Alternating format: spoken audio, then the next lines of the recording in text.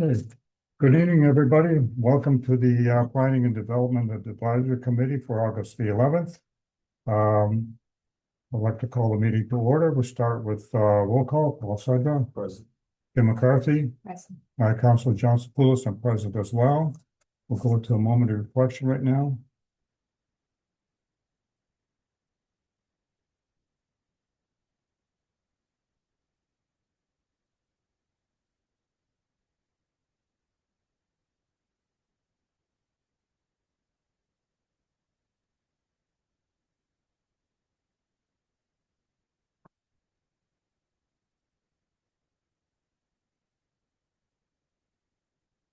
Thank you.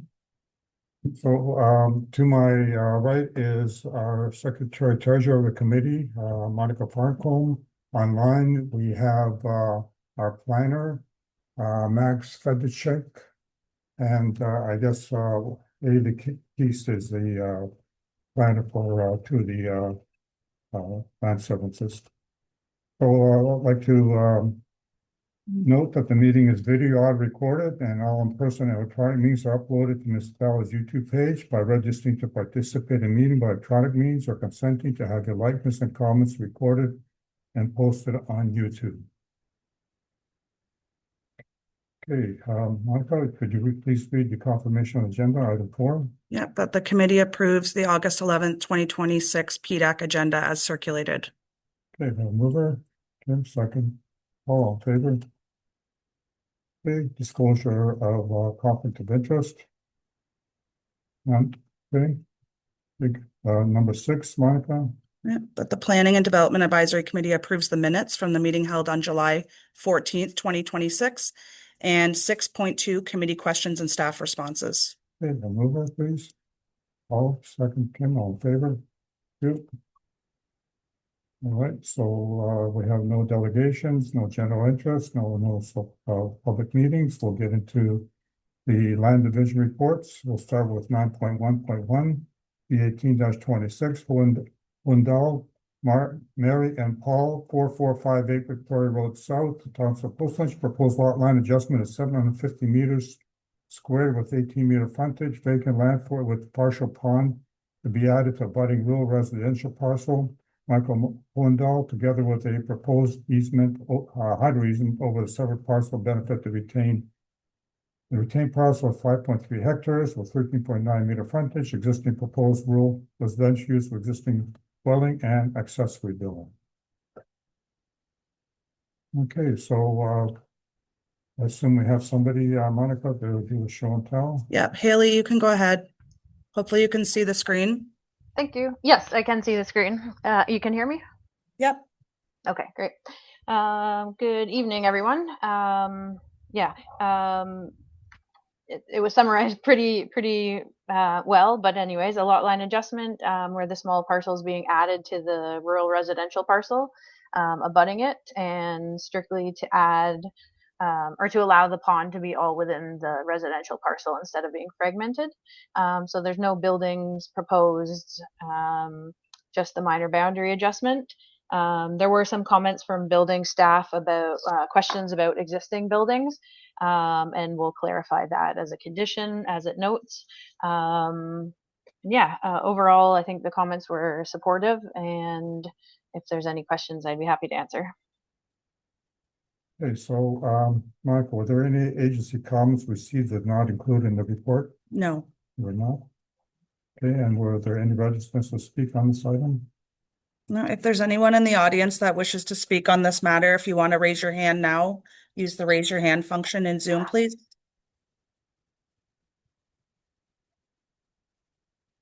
No. Okay. I'd like to point out that the committee's mandate is only to provide comments to the county's land division committee when it considers the severances for approval. So we'll start going around the table and ask if anybody has any questions. Start with you, Paul. No questions from me. Kim? Okay, I don't have any questions. Monica, we got the resolution as presented here. Were there any changes to the resolution? There were not for this one. Okay, so we have a mover and a seconder on the resolution, moved by Kim, seconded by Paul, all in favor? Great, thank you. All right, let's move on to number 9.1.2, amended report. PDAC 2026-13, B20-26, McPhee, Allen, 4315 Watson, Township Listed, proposed substance is 0.49 hectares with 55-meter frontage, existing agriculture use for proposed rural residential use.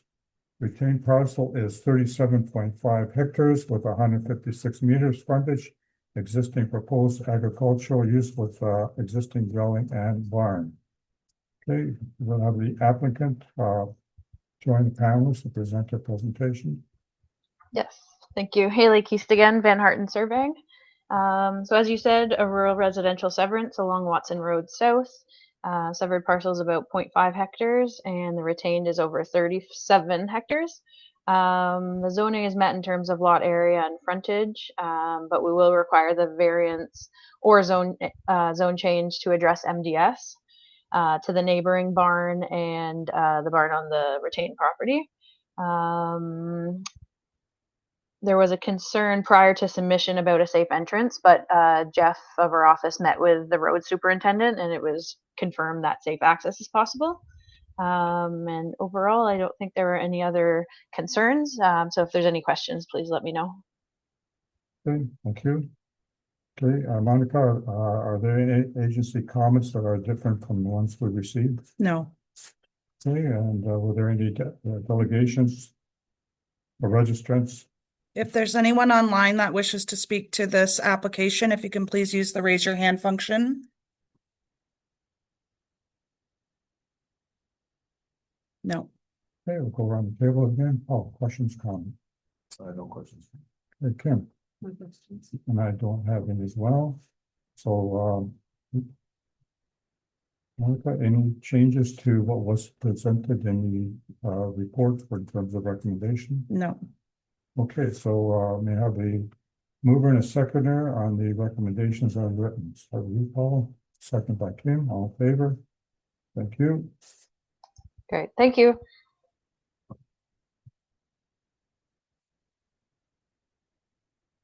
Okay, let's move on to 9.13, B21-26, Paddock, Windmill, 4121 Wellington Road 35, Township Listed, proposed substance is 60.96 meters, frontage by 99.06 meters, 0.6 hectares, existing agriculture use for proposed rural residential use, retained parcel is 39.7 hectares with 952.85 meter frontage, existing proposed agriculture use. Okay, so do we have anybody here to come and speak? Come on up.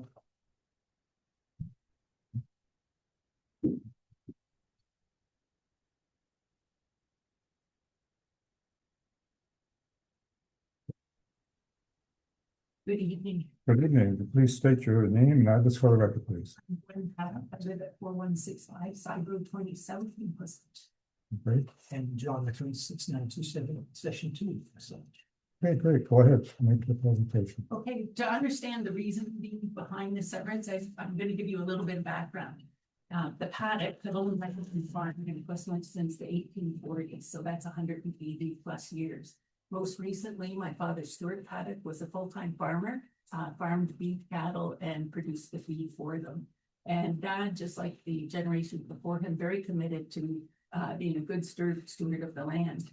With my parents passing in 2020 and 2024, I inherited the 100-acre parcel that we're talking about today. Well, I picked many stones and brought in a lot of hay. I'm not a farmer. And so right now the farm is a shared crop with a local farm operation that practices regenerative agriculture practices, something that's important to me as far as carrying on that legacy of looking after the land.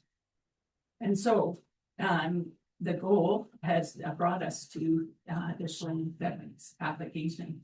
I have a letter from a gravel company that indicates that aggregate or of tertiary significance may exist in our area and offering to discuss leasing or selling for aggregate extraction. Given I have no desire to see the farm reduced to a gaping hole that is the result of gravel extraction, I've investigated the option of donating a conservation easement to the Ontario Farmland Trust. A conservation easement involves an easement agreement that is intended to ensure that the farmland will never be converted to urban development or other non-agricultural uses. It's a permanent, legally binding agreement that is registered on the title to the property. In April 2026, I submitted a letter of intent to donate a conservation easement over the property to the Ontario Farmland Trust. This is the first step in a process that will require their board's approval when in the fall they select the properties that they'll move forward with. At the same time as we were investigating the Farmland Trust, we became aware of the Mill Creek Reserve Project. The Mill Creek Reserve Project involves the Rare Charitable Research Reserve. Rare is a charitable land trust and environmental institute dedicated to protecting environmentally sensitive land across Waterloo Region and Wellington County. The Mill Creek, obviously the subject of the Mill Creek Reserve Project, runs through the property that's adjacent just to the north of this farm property. And I'll let John McNee provide more details about the project. Mr. Chair, committee members, you may recall I had the opportunity several months ago to delegate on behalf of our Mill Creek Stewards Group in opposition to a new aggregate pit license application for a location on concession 2. That was the Aberfoyle South Lake Pit application.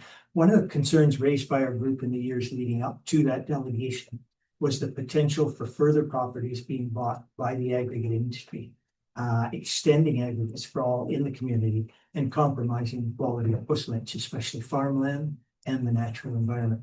But it turned out Gwen and Ron had actually received a very specific letter of interest, and another property next to them had received inquiries. Those discussions ramped up into action and led to our group contacting Rare, which Gwen has described as a land stewardship charity, with the aim of protecting at least a microcosm of the Puslinch community that we as children and as families have benefited from.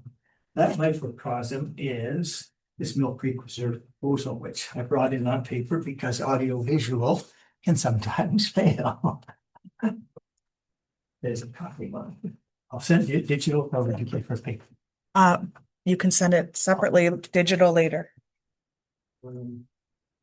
This microcosm is our Mill Creek Reserve proposal. You'll see that the reserve itself, phase 1, is in red on the front. It's in 3 phases. 2 and 3 would be something to follow up later. But phase 1 is 500 acres that we're looking to as a single unit preserve that would protect farmland, wetlands, forests, and the area around the Mill Creek that you'll see runs through the middle of that red block. Gwen Paddock's property is outlined in turquoise within that red block on the first page. And the severance they're asking for is in the top left-hand corner of the tiny red square. Behind the second page is a letter from Tom Woodcock, who is the senior ecologist with Rare, the land stewardship charity, just a letter of support for the severance. The point of this Mill Creek Reserve proposal is to protect a section of Puslinch that reflects what Puslinch is, the character of Puslinch in terms of its farmland and natural environment, including Mill Creek. And one of the key aspects of this reserve is simple land donation, as well as easements, whether farmland or conservation, is simple land donation to a land stewardship like Rare. And the aspect of that is because with easements, unfortunately, easements can be broken where there's money. And no one has more money than aggregate. So to only have an easement on a property still risks the easement being broken if enough money is spent, and that farmland ending up as non-farmland, but in aggregate. This severance, therefore, is an important part of one of those land donations. I asked you as a committee to consider the advantages of approving this severance relative to the goal that underlies the farmland aspects of our provincial policy with respect to planning and our regional official plan, and that is protection of farmland in the long term. This severance would, 1, lock in 98% of the property as farmland in perpetuity, no ifs, ands, or buts. It would block aggregate sprawl, which otherwise would, without any doubt, eventually override the preservation of this and neighboring pieces of farmland, given the aggregate industry has already expressed interest. It would contribute to the successful building of the Mill Creek Reserve, that through revenue from this farmland, and you'll see that in Tom Woodcock's letter, would assist Rare in protecting in perpetuity not only the farmland, but the rest of the reserve, including the critical Mill Creek stretch, Mill Creek with its associated meadows, wetlands and woodlands. And as a byproduct, would support phase 3, the phase in yellow of our proposal, by putting pressure on two corporate facilities, the University of Guelph and CBM Aggregate, who together own most of that yellow block, to consider joining our neighboring landowners in the Mill Creek Reserve proposal by donating their lands. In summary, this is not just a simple severance request, but a unique opportunity to, at no financial cost to the community, assist our community in a very special piece of prime farmland, and in turn ensuring a reserve for the benefit of today's and future Puslinch generations. Thank you. So I think John's done a good job of saying why this is relevant to the severance application, and it is our intention, my husband and I's intention, to gift the farm to Rare as part of our estate, so that the revenue that's generated on the farm property can support the rest of the Mill Creek Reserve project. So with a combination of the farmland conservation easement and the land being donated to Rare, we will have preserved the farm for agricultural production, while helping to provide a source of funds to a project that will preserve the Mill Creek wetland complex for generations to come. So the reason for applying for the severance is to ensure that my husband and I have sufficient funds for our retirement, so that we don't have to rely on proceeds from the sale of the farm. We're asking that 1.5 acres be severed in order to preserve 98 acres for agriculture production and to support the objectives of the Mill Creek Reserve. Thank you. Thank you. Hey, we have a planner on standby as well, so, Paul, over to you. I don't have any comments, questions. Any comments with respect to, supporting the, I support the cause, and I think, kudos. I think we're pretty lucky to have folks like this in the township that are wanting and able to do something like this, so thank you. Kim? And just for clarity, the intent of the severance, of the severed portion of land, it's not to build a residential home or anything else. It's to gift to the group. Is that correct? No, so the intent of the severance is to sever the lot, and then we would sell that lot. Okay. As a residential building lot. Okay. And those funds would help support our retirement. Then we would gift the 98 acres as part of our estate. Okay. So the retained portion. Yes. That's so. Any comments, Kim? No, I didn't. Support the, Okay. okay, I have a question of our planner. You heard the proponents here suggesting a method of doing this. Can you please comment on, going this route, asking for a, easement? Yes, for sure. Can everyone hear me okay? Yes, we can. Perfect. So thank you for the question. Essentially, so this application is proposing to sever a lot, which is currently designated as prime agricultural in the Wellington County official plan.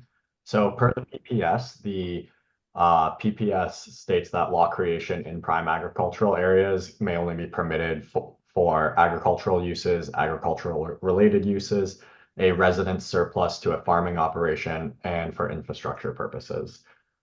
So based on the provincial direction, which is also echoed within the county's official plan, this severance doesn't achieve the test for a lot severance, which would be permitted within the prime agricultural areas. That said, the PPS also notes in section 4.3.2.4 that a principal dwelling associated with an agricultural operation shall be permitted in prime agricultural areas as an agricultural use. So if this consent ultimately is supported, we didn't include the condition for the easement that was being discussed, because the application of such an easement or a zoning bylaw change to restrict a single detached dwelling on an agricultural lot would also not be consistent with the PPS. So in the future, if in the scenario that this severance is approved and this large parcel becomes used for farming, there's the opportunity that a farmer would build their dwelling on it, and that would be permitted by the PPS. So that form of development is permitted from a planning perspective. Okay, so if I read you correctly, the owners of this property can build a dwelling on a property saying it's associated with the agricultural use of the property, and then later on, go through the process, I believe it's called, what was it called? It's called, Plus farm dwelling severance. yeah, surplus farm dwelling. So would that be a possibility? So if they right now decided to construct a dwelling on number two, the lands to be severed, and Yes. then they chose to sever that lot following the construction of the dwelling, that would be in accordance with provincial policy, because then following that severance, the PPS states that when a surplus farm dwelling severance occurs, the remainder of the parcel must prohibit future non-agricultural uses, which either the easement, but typically a zoning bylaw amendment would require, and be the tool to essentially sterilize the remainder of the parcel, so it's only used for agriculture. Okay, so go ahead. No, I looked into the surplus farm dwelling option, and the way I read that was you have to have other agricultural properties in order to deem it a surplus to the agriculture property. And so we only have the one. Yeah, that's correct. Sorry, it needs to be part of a farm consolidation, either by, the purchasing farmer or the seller. So one person has to be acquiring the farmland to bolster, either to get rid of the dwelling because they're operating several farms, or a purchaser comes by to acquire the farm to include it within their operation. Okay, so that won't work in this case, John. Could you ask if Rare would meet that criteria in terms of consolidating properties? Sorry? Would Rare as a land charity steward meet those criteria as someone consolidating properties and finding that building? Did you hear the question, Max? Yes, I did. I don't have the answer for that, as typically the policy is directed towards like farmers and expanding their farming operation. It's something that either us at the township or the county might investigate as well, and it could provide an option, I guess. Okay. All right, Max, that's a pretty complicated issue. I think we're all on side here at the committee that this is the right thing to do. May not be the correct thing to do, but it's the right thing to do. And it's correct in the sense of all the legal processes that are in place right now. So as you know, we are only recommending to the Land Division Committee. So committee members, we have a statement that we agree in principle with the severance. Okay, Subject to the land being transferred to the forgot what the name of the OFT, No, so it doesn't get transferred to OFT. OFT puts on the easement. subject to OFT putting an easement on the property. On the retained property. Is that possible to put that in? Sure. So the committee will commence the severance subject to the easement being put on the retained parcel by the OFT. Okay, the committee recommends the support of the severance. Yeah. Subject to the easement being put on by the, OFT. And perhaps we can say saying that, noting that the gravel company has expressed interest already in the property.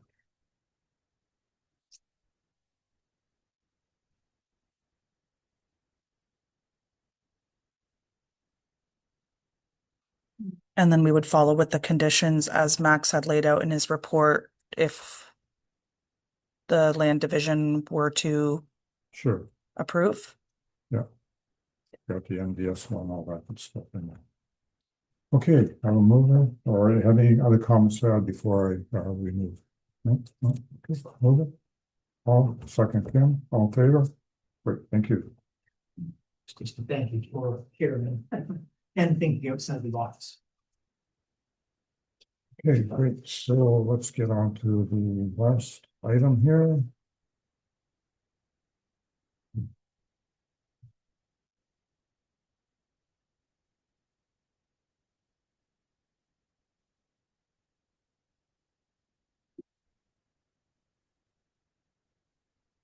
Yeah, this says it's 9.23 on the agenda, shouldn't it be 9.14? Okay, yeah. Okay, so let's do the next item, 9.14, B 24-26. Teidinger, Krebs, Christina, 19 Lakeside Drive, Township Puslinch, proposed lot adjustment is 129 square meters with a 16.15 meter frontage, existing residential use to be added to abutting residential lot, 12 Creeks for driveway and wheelchair ramp. Retained parcel is 1,440 square meters with 25.13 frontage, existing proposed residential use. Okay, I see you're here already, so just state your name and address for the record, and please tell us what you got. I'm Christina Heidinger Kretz, and I'm asking for a little adjustment in the lot line between the two properties. Number 20 Lakeside is owned by me.